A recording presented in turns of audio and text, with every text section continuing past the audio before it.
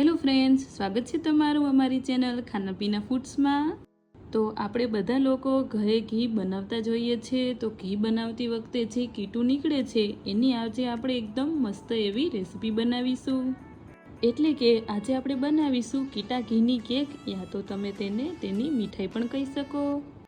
આ રીતે માખણમાંથી ઘી બધા બનાવતા જોઈએ છે, પણ ઘી બનાવીને ત્યાર પછી જે કીટું ઘી વધે છે એ બધા ફેંકી દેતા હોય, પણ આજે આપણે તે ફેંકવાનું નથી અને તેની એકદમ મસ્ત એવી કેક બનાવવાની છે। તો સૌથી પહેલાં આપણે એક પેન લઈ લેશું। પેનમાં આપણે 2 ચમચી જેટલું ઘી એડ કરીશું। ત્યાર પછી તેમાં 3 થી 4 ચમચી જેટલો રવો એડ કરીશું અને હવે આપણે રવાને 2 થી 3 મિનિટ સુધી શેકી લેશું। આ રીતે રવો શેકાઈ જાય એટલે આપણે તેમાં કીટું ઘી એડ કરી દેશું અને પછી આપણે બંને વસ્તુને 2 થી 3 મિનિટ સુધી શેકી લેશું।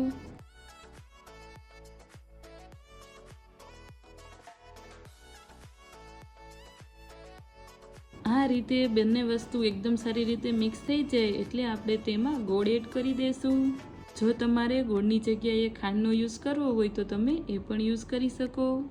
હવે આપણે ગોળને મિક્સ કરતા જઈશું અને તેને ઓગાળી લેશું।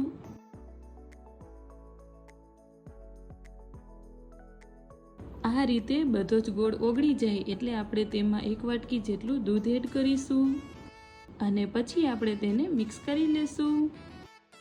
આ રીતે દૂધ થોડું ઓછું લાગે એટલે આપણે તેમાં અડધી વાટકી જેટલું ફરી દૂધ એડ કરીશું।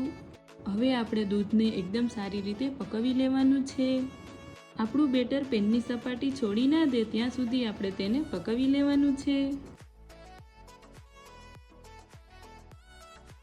લગભગ 5 મિનિટ જેટલો સમય થઈ ગયો છે। તમે જોઈ શકો છો આપણું બેટર પેનની સપાટી છોડી દે છે। તો હવે આપણે તેને નીચે ઉતારી લેશું અને હવે આપણે તેને સેટ થવા માટે કોઈ પણ મોલ્ડમાં એડ કરી લેશું। હવે આપણે તેને 3 થી 4 કલાક સુધી સેટ થવા માટે મૂકી દેશું। 3 થી 4 કલાક જેટલો સમય થઈ ગયો છે। તો હવે આપણે તેને ચેક કરી લેશું। તમે જોઈ શકો છો આપણી કેક એકદમ સારી રીતે સેટ થઈ ગઈ છે। તો હવે આપણે તેને મોલ્ડમાંથી બહાર કાઢી લેશું અને ત્યાર પછી જે બટર પેપર છે એ આપણે રિમૂવ કરી લેશું અને હવે આપણે તેને કોઈ પણ શેપમાં કટ કરી લેશું। તો તૈયાર છે કીટા ઘીની કેક, યા તો તમે તેને મીઠાઈ પણ કહી શકો।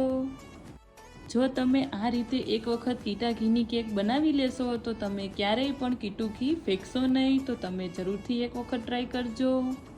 તમને મારી આ રેસીપી કેવી લાગી એ કોમેન્ટ કરીને જરૂરથી જણાવજો અને જો તમને મારી આ રેસીપી ગમી હોય તો વિડીયોને લાઈક, શેર અને ચેનલને સબસ્ક્રાઈબ જરૂરથી કરજો।